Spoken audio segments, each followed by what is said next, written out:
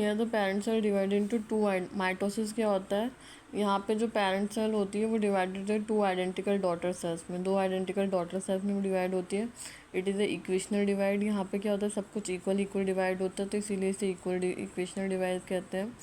Mostly found in somatic cells में पाया जाता है। ऑल्सो फाउंड इन गोनाड्स में पाया जाता है। Also found in meristematic cells in the plant. Karyokinesis क्या होता है, कैरियोकाइनेसिस न्यूक्लियस एंड काइनेसिस मतलब movement. It is a constant process in which the parent nucleus divide into the two daughter nuclei. Mitotic has 4 stage. Mitosis के पास 4 stage होती है, prophase, metaphase, anaphase, telophase. क्या होती है, 4 फेज होती है। अब आ जाते हैं हम लोग प्रोफेज पे।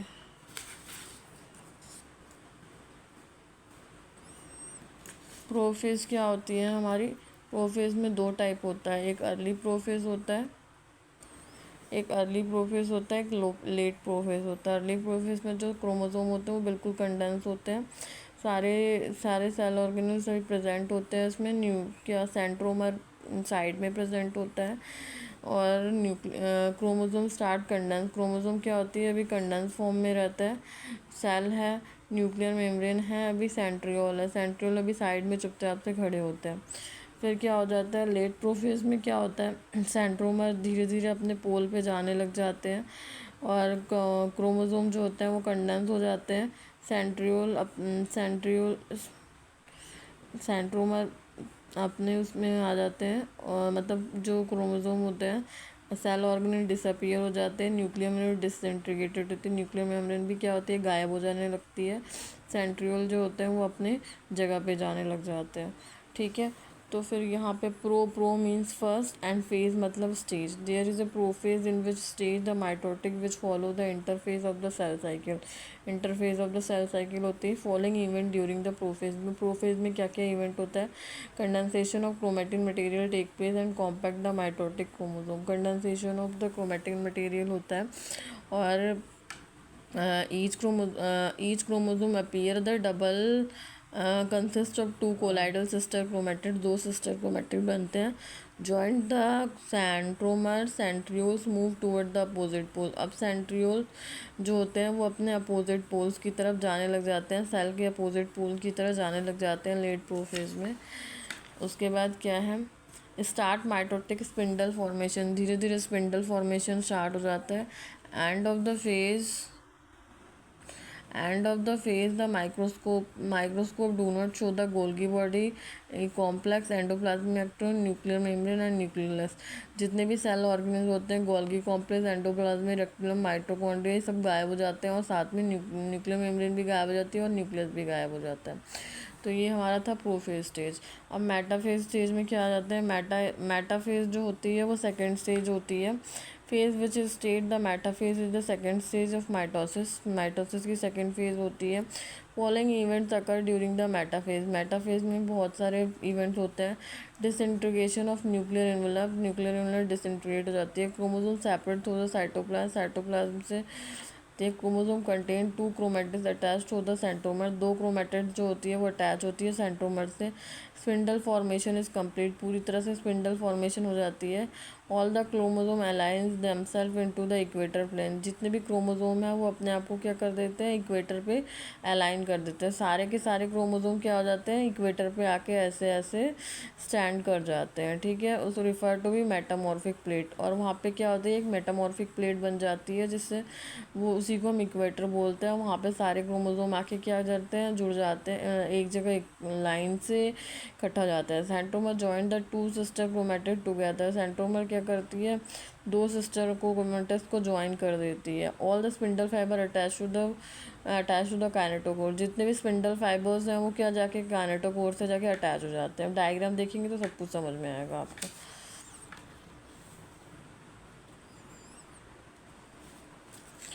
ये हमारा मेटाफेज का डायग्राम है।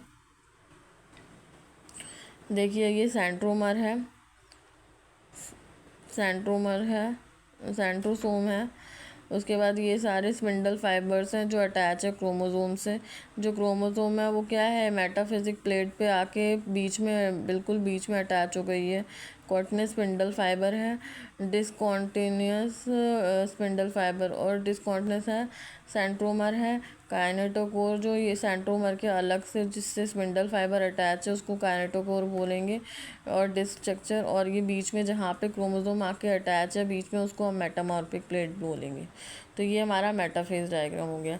एनाफेज में क्या हो जाता है, एनाफेज में जो ये क्रोमोसोम्स हैं वो फट जाते हैं, मतलब दो भागों में हो जाते हैं, और स्पिंडल फाइबर जो होती है वो छोटी हो जाती है। ये है डायग्राम।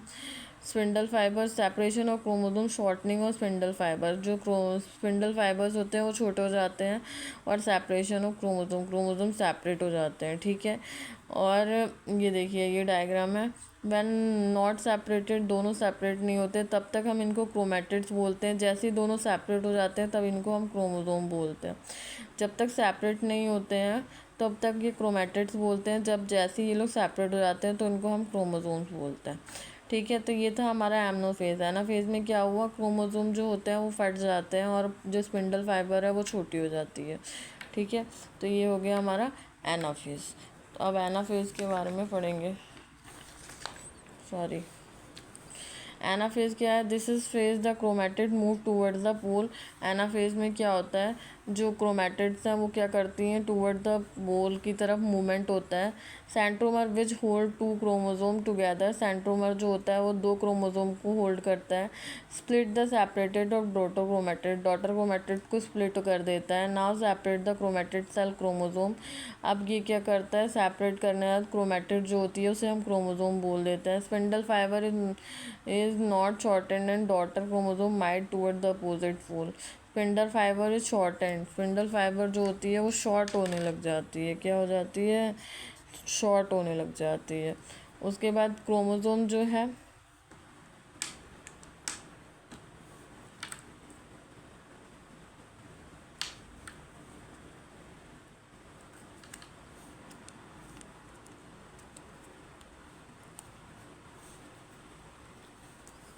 स्पिंडल फाइबर जो है वो शॉर्ट होने लग जाती है, और जो डॉटर क्रोमोसोम होती है toward the opposite pole move करने लग जाती है। Anaphase end of the chromosome reach to the pole, anaphase जो है वो एंड है, क्रोमोसोम क्या होती है, पोल पे पहुंच जाती है।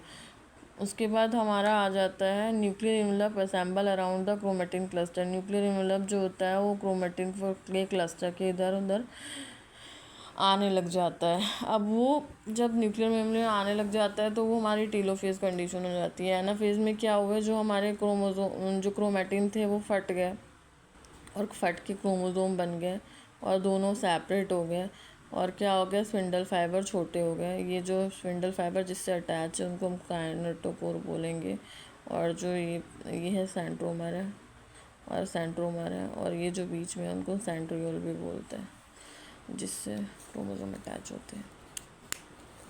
अब ये हमारा आ जाता है टीलोफेज। टीलोफेज में हमारा लेट टीलोफेज और टीलोफेज, ठीक है। Early telophase and let telophase. Early telophase में क्या है, अभी तो क्रोमोसोम ऐसे के ऐसे ही है, एंड ऑफ द पोल पहुँचे हुए हैं हमारे, ठीक है। उसके बाद द रीअपीयरेंस ऑफ न्यूक्लियर मेम्ब्रेन हो रहा है, साथ में क्रोमोसोम भी आ रहा है। सेंट्रोसोम ऐसे का ऐसे ही रखा हुआ है अभी, ठीक है। सेंट्रोसोम हमारा ऐसे का ऐसे ही रखा हुआ है, न्यूक्लियर मेम्ब्रेन आ रही है। जो हमारे क्रोमोसोम्स हैं अभी वो अलग अलग होके ऐसे ही रखे हुए हैं, न्यूक्लियर मेम्ब्रेन आ रही है, साथ में सेल ऑर्गेनेल्स आ रहे हैं। लेट प्रोफेज में क्या होगा, लेट प्रोफेज में सेल ऑर्गेनेल्स पूरी तरह से अपीयर होने लगेगी, ये फिर से क्रोमेटिन बन जाएंगे और न्यूक्लियर मेम्ब्रेन पूरी तरह से दिखने लगेगी, और डीकंडेंसेशन मतलब कंडेंस फॉर्म में क्रोमोसोम हो जाएंगे, डीकंडेंस या कंडेंस फॉर्म में क्रोमोसोम हो जाएंगे। तो ये हमारा क्या था, अर्ली प्री टीलोफेज और लेट टीलोफेज, ठीक है। अब आ जाते हैं हम लोग टीलोफेज के नोट्स पे।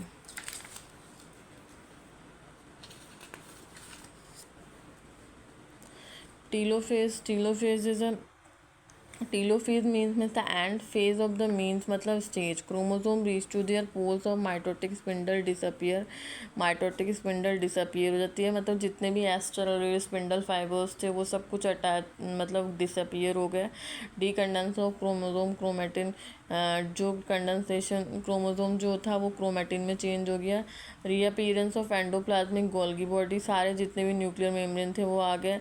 Nuclear involve assemble around the chromatin cluster, और क्रोमेटिन क्लस्टर से मतलब उधर क्या हो गया, न्यूक्लियर मेम्ब्रेन आ गई। तो ये हमारी पूरी साइकिल है जो हमने अभी तक पढ़ी। ठीक है, ये है हमारा एस फेज में जिसमें क्रोमोसोम क्या कंडेंस फॉर्म में होता है, वो आ जाता है एम फेज में। एम फेज में क्या होता है, अर्ली प्रोफेज और लेट प्रोफेज। इसमें न्यूक्लियर मेम्ब्रेन डिसइंटीग्रेटेड हो रही है, मतलब न्यूक्लियर मेम्ब्रेन गायब हो जा रही है, पर क्रोमोसोम जो है वो कंडेंस फॉर्म में है। लेट प्रोफेज में जो क्रोमोसोम जो है वो क्या हो जाती है, सेंट्रोसोम जो होते हैं अपने पोल पे जाने की पूरी तरह से तैयारी हो जाते हैं।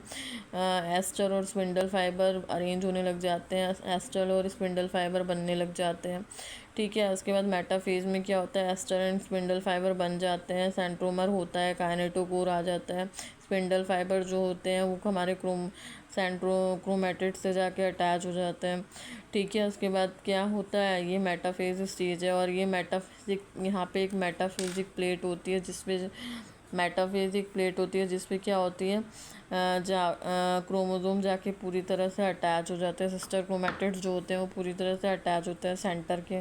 तो ये हमारा मेटाफेज स्टेज हो गया। एनाफेज में क्या होते हैं, जो क्रोमेटिड्स हैं वो फट जाते हैं, दो भागों में इक्वल हो जाते हैं, तो उन्हें हम क्रोमोसोम बोलते हैं। और जो स्पिंडल फाइबर्स है वो छोटे हो जाते हैं। ठीक है, और स्पिंडल फाइबर छोटे हो जाते हैं, सेंट्रोसोम तो ऐसे का ऐसे ही रहता है। तो फिर ये एनाफेज। टीलोफेज में क्या होता है, टीले पे पहुंच जाना, मतलब पूरी तरह से पोल्स पे पहुंच जाते हैं। उसमें न्यूक्लियर इनवेलप क्या हो जाती है, न्यूक्लियर मेम्ब्रेन दोबारा से आ जाती है। ठीक है, क्योंकि न्यूक्लियर मेम्ब्रेन आ जाएगी तो न्यूक्लियस का डेवलपमेंट हो जाएगा, जिससे कि वो दो न्यूक्लियर मेम्ब्रेन का डेवलपमेंट हो जाएगा, जिससे कि वो दो सिस्टर क्रोमेटिड्स में, दो डॉटर सेल न्यूक्लियाई में चेंज हो जाएगा। ठीक है, अब क्या होगा, सेल ऑर्गन अपीयर हो जाएगा, क्रोमेटिड्स आ जाएंगे।